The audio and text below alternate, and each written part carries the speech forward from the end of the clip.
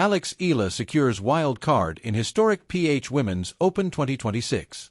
Filipina tennis star Alexandra, Eala, is set to make a landmark homecoming after being named a wild card entry for the first-ever Philippine Women's Open, scheduled from January 26 to 31, 2026 at the Rizal Memorial Tennis Center in Manila.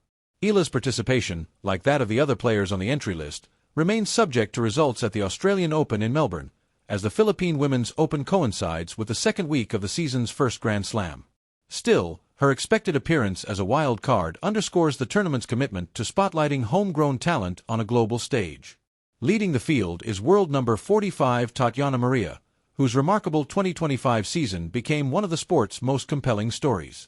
At 37, the German veteran became the oldest player to win a WTA singles title since Serena Williams in 2020 after lifting the Queen's Club Trophy in London, a run that included multiple upsets and a straight-sets win over Amanda Anisimova in the final.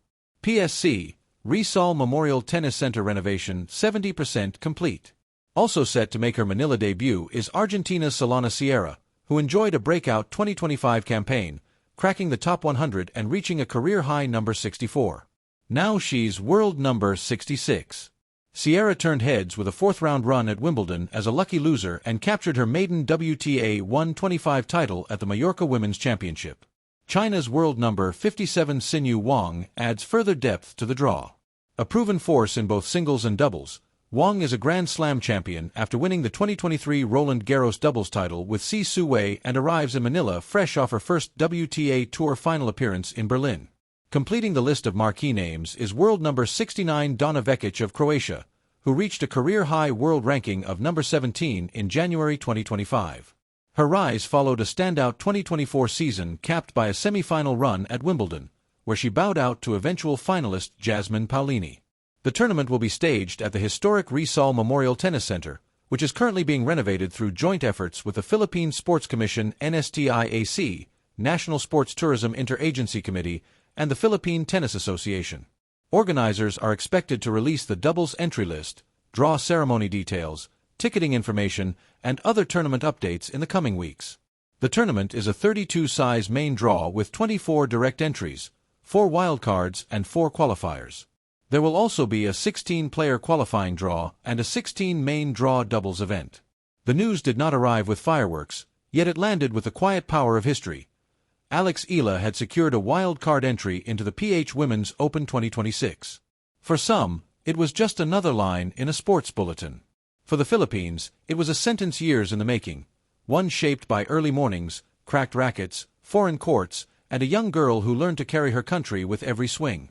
A wild card is often misunderstood. It sounds like charity, like chance. But for Alex, it was neither. It was recognition, an acknowledgement that her journey had bent the rules not by luck, but by persistence. Long before the invitation, she had already carved her name into the global tennis conversation, not loudly, but clearly, with a steady rhythm of discipline. The PH Women's Open returning in 2026 felt symbolic in itself. Tennis courts at home had always been scarce, overshadowed by louder sports and larger arenas. Yet here it was, blooming again, this time with a Filipina at its heart. Alex would not just be playing on Philippine soil, she would be playing on memory, hers, and everyone else's. She remembered what it meant to leave home young, to chase a dream that required distance. Spain, Europe, the tour, each place sharpened her game and stretched her resolve. She learned how to lose in silence, how to win without relief, and how to keep moving when applause faded into airport noise. Through it all, the flag followed her, stitched into her identity, impossible to set down. When the wild card announcement came, it felt less like an entry pass and more like a homecoming letter. The courts would no longer be anonymous. The air would sound familiar. In the stands would be children who looked like she once did, curious, hopeful, gripping borrowed rackets and imagining futures no one had promised them yet. The weight of history is a strange thing. It doesn't press all at once, it settles slowly. Alex knew this. She understood that stepping onto the court at the PH Women's Open meant more than chasing a title. It meant standing as proof that Filipino athletes could belong in spaces long considered distant. That dreams, when repeated enough times, could become schedules, rankings, and tournament draws. Media headlines called it historic, and they were right, but not only because of records or firsts. It was historic because it changed the direction of imagination. Tennis in the Philippines was no longer just something watched from afar. It was something that could be lived, here, now, by someone who spoke the same languages, ate the same food, and carried the same contradictions of pride and doubt. On match day, the crowd would not be polite. It would be loud, emotional, uneven, cheering through double faults and gasping at long rallies. Alex would hear her name pronounced in familiar accents, feel energy that did not need translation. Pressure would come with it, of course. Home crowds always ask for more. But she had learned that pressure, when accepted, becomes fuel. The wild card did not guarantee victories. Tennis never does. What it guaranteed was presence, a Filipina athlete taking her rightful space in a tournament hosted by her own country. It was an open door, not just for Alex, but for the next generation watching closely, learning that pathways can be built, even if they start narrow.